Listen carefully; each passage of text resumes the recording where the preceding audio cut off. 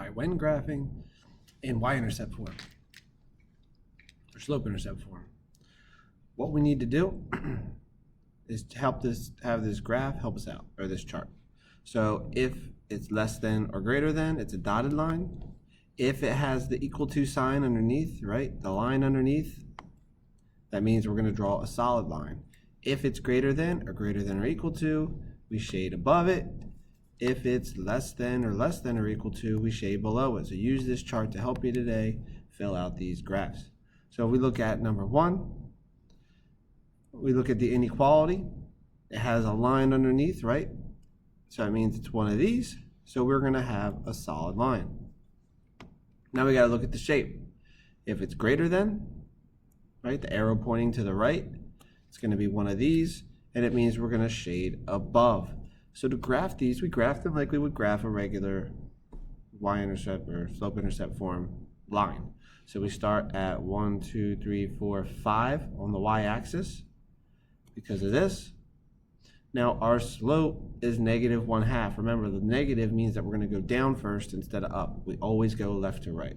So we're going to go down 1, right 2. Down 1, right 2. So we have a solid line we said that we're going to draw. So we draw that solid line, and we said we were going to shade above.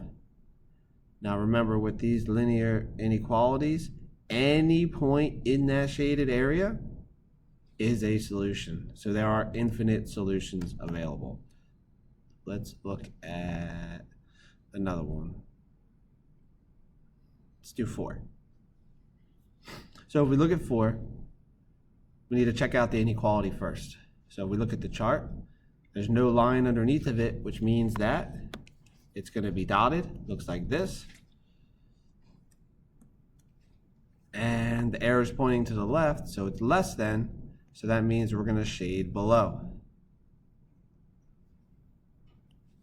So when we graph these, remember this, there's nothing to the right of it. We pretend like it's +0, so it starts at the origin. Now looking at the slope, it's going to go down 3. Remember, if it's just a solid number, it's always over 1.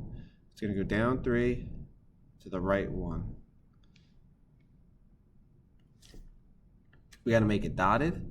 So dot it the best you can. These lines don't have to be exactly correct. And then we're going to shade below. In order to shade below, the easiest way to figure it out when the lines get pretty steep like this, pick a point, put your pencil anywhere on the graph, doesn't matter where, and shade below, drag your pencil below it. So all this space down here is where you want to shade it.